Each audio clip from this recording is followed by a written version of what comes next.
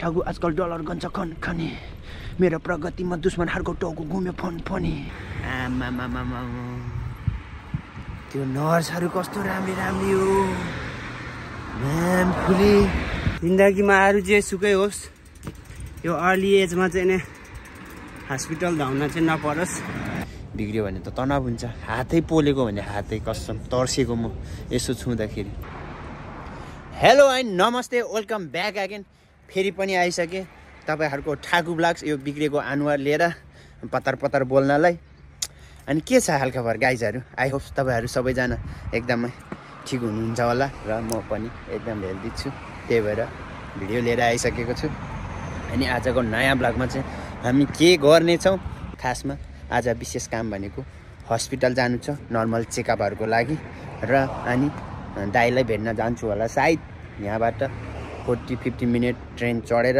So hospital जान पनि टाढा छ हस्पिटल भनेको म मेरो आफ्नै क्रसफायरमा जान्छु क्रसफायरमा जाँदाखेरि लगभग 40 मिनेट देखाएको छु गुगल म्यापबाट 40 मिनेट देखाएको छ सो 40 मिनेट आफ्नो क्रसफायरमा ड्राइभ गरेर म हस्पिटल जाँदै छु अनि त्यसपछि उता फुनाबासीतिर जान्छु र आजको दिनहरु पुरा तपाईहरुलाई देखाउने छु हेरेर इन्जोय गर्नु होला र के कस्तो छ कमेन्ट पनि गर्न नभुल्नु होला लेट्स गो आजको दिन सुरु है यो चाहिँ हाम्रो जापानको गाउँ हो हामी बस्ने गाउँ चाहिँ यो हो सो जापानको गाउँहरुमा यस्तो सफा अनि बाटोहरु पनि यस्तो दामी सलालाला हैन कहीं खाल्डो खुल्डी केही छैन अनि यो चाहिँ म अनुहार नपरेको भ्लगर बन्छु भनेर तम्सिँदै हिँडिरहेको छु एनीवे कहाँसम्म पुग्छ भ्लगरको यात्रा सुरु गरिसकेको छु गर्न चाहिँ मैले 2-3 वर्ष भइसक्यो एनीवे 3 वर्ष समथिङ भयो कि जस्तो लाग्छ र 300 प्लस सब्स्क्राइबर भएको छ 1 वर्षमा 100 सब्स्क्राइबर बटुल्न सफल भइरहेको छु यही द्रुत गतिमा अगाडि बढ्दै गएँ भने म 10 वर्षमा कसो 1000 सब्स्क्राइबर नबनाउला र मैले हैन त्यसपछि त मेरो पनि मोनेटाइज पनि हुन सक्छ युट्युब तर 4000 आवर्स के रे भ्युज टाइम हैन 4K आवर्स भ्युज टाइम चाहिँ नि कसरी बनाउने त्यो चाहिँ म सोच्दै छु तर पहिला म 1K सब्स्क्राइबर पुराउनतिर लाग्छु 10 वर्ष अझै 7 वर्ष बाँकी छ 3 वर्षमा 300K बनाए के रे 300 बनाए सो अब 7 वर्षमा 1K स्योर पुग्ने छ तपाईहरुले यसरी नै सपोर्ट गरिरहनु भयो भने यसरी नै मेरो भिडियो हेर्दिरहनु भयो भने भ्युज टाइम पनि पुग्छ अनि त्यसपछि त युट्युबबाट पनि पैसा टिकटकबाट पनि पैसा कामबाट पनि पैसा माल हुन्छु अनि त्यसपछि त ठाकु करोडपति अनि ठाकु डलर गन्छ खनी दुश्मनहरुको टाउको घुम्छ मलाई देखि फनी मिडियामा न्यूज आउँछ ठाकु करोडपति भयो भन्दै सनसनी ठाकु आजकल डलर गन्छ खनी मेरो प्रगतिमा दुश्मनहरुको टाउको घुम्यो फनी मिडियामा न्यूज आउँछ ठाकु करोडपति भयो भन्दै सनसनी भवाल गाउँ छ अब चाहिँ मेरो आइपुग्न लाग्यो हस्पिटल चाहिँ नि यता खेत रोप्दै हुनुहुन्छ पुरा धान मेसिनले ट्याप गरेर खेत रोप्दैछ यता गाउँ दामी नै छ रमाइलो छ जे होस् जापानको यो ठाउँहरू एकदमै भवाल छ विकास कस्तो छ है यो ठाउँको हैन ओ यो फुल त ओ माइ गॉड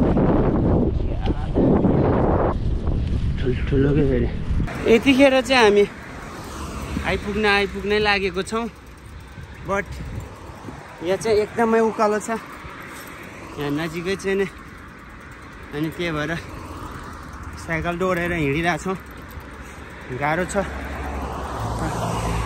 यो उकालो तान्न थाक्यो गर्मी पनि भइरहेछ सो अलिकति ढिलो पनि भयो कि जस्तो छ बिजी पनि छौं यस्तै छ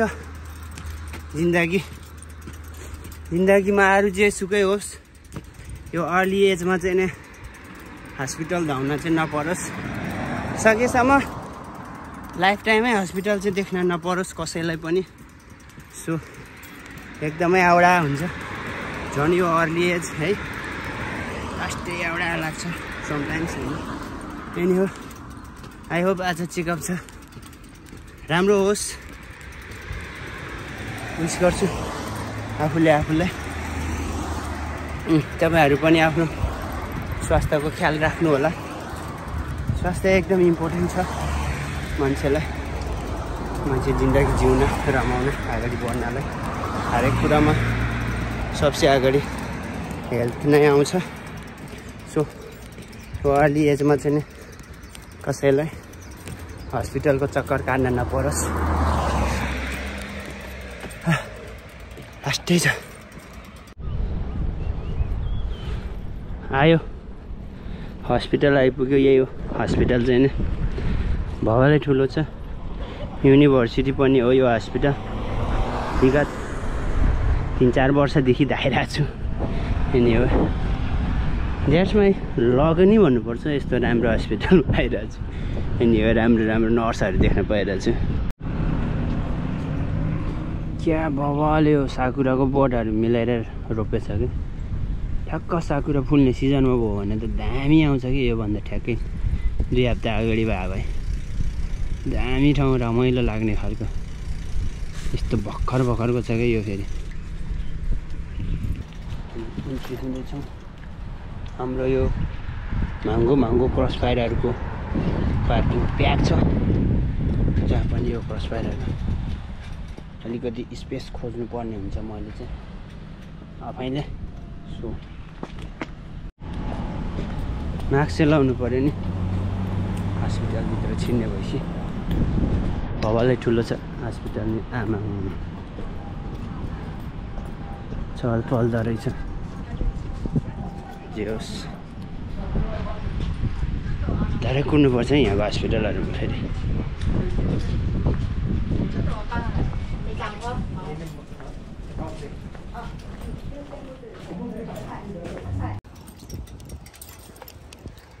गाइज फाइनली सकियो मेरो चेकअपहरू, एकदम राम्रो छ। ठाकु blocks is fit and fine, एकदम ह्याप्पी, एकदम फिट छ।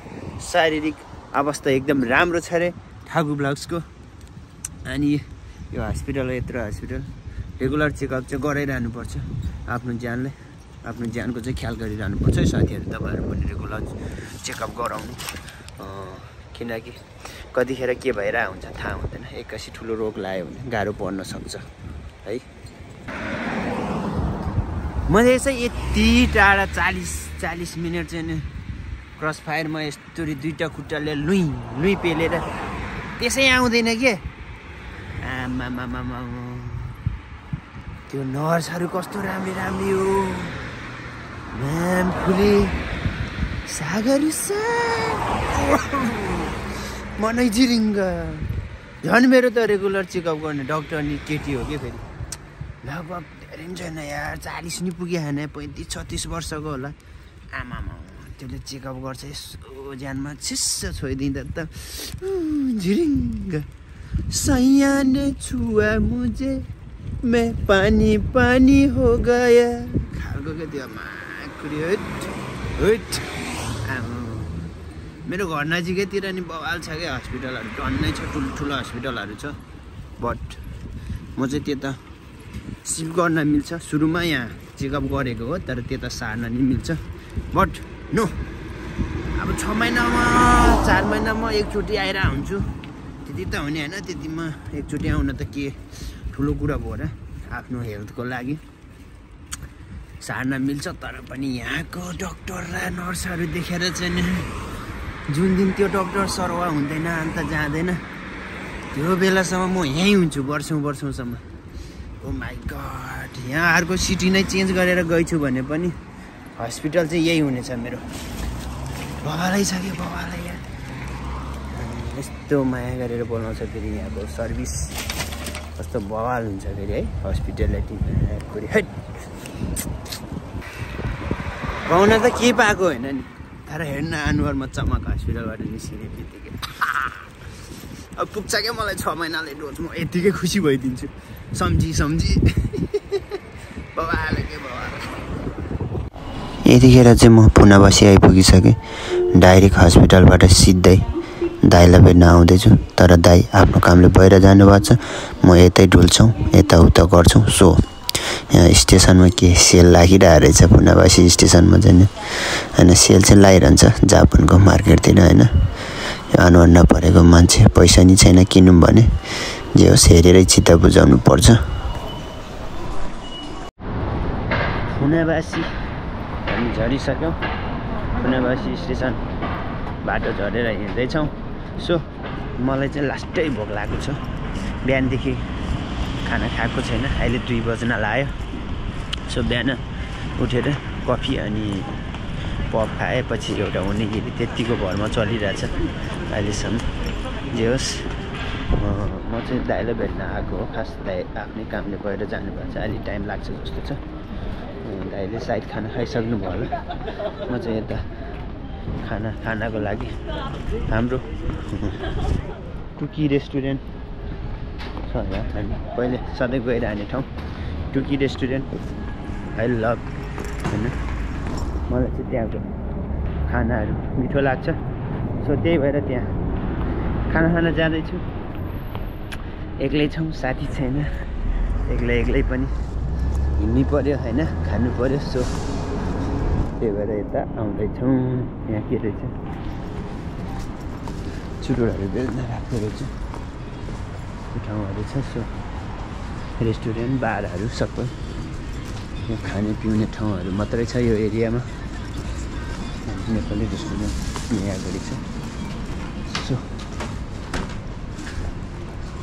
Burger house American burger house music karaoke Hiro Saizeriya सबै भएको ठाउँ रहेछ यो चाहिँ अनि चाहिँ यता माथि टुकी पहिला रातो भाले भनेर भन्थ्यो अहिले टुकी भएको छ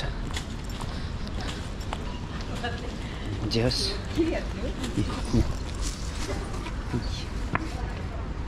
टुकी 3rd floor okay let's go खाएर हेरौँ के हुँदो रहेछ एनिवे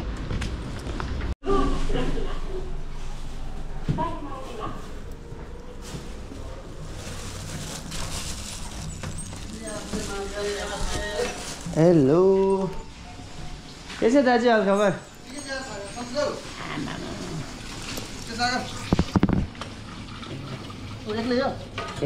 यसो यो फ्रिजमा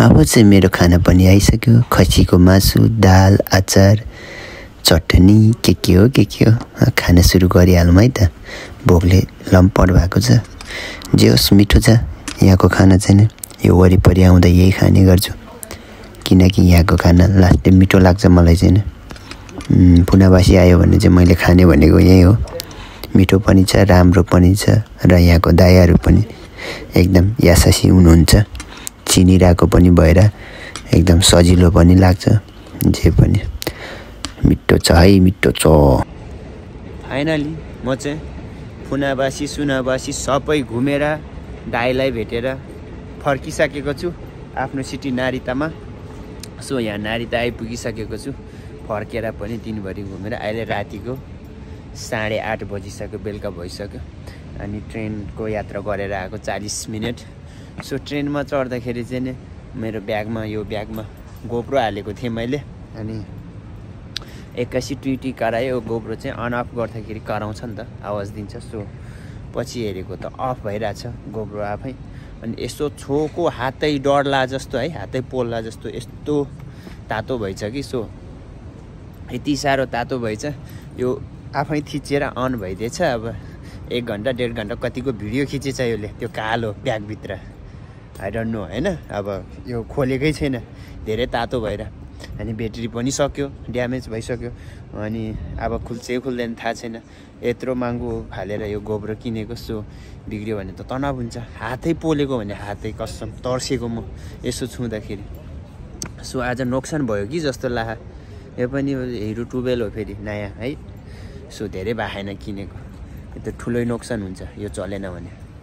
सो त्यही भएर टेन्सन नि भइरहेछ। एनिवे अब जता घुमे पनि लास्टमा फर्किने भनेको गरायो। एनिवे घर फर्किँदैछु।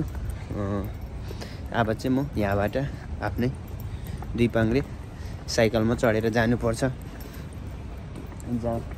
जे जसरी हिँडे पनि लास्टमा त औकात त त्यही हो। आफ्नो औकात भनेको त 2 पाङ्ग्रेमा चढ्ने नै हो। 4 पाङ्ग्रेमा चढ्नलाई त छैन।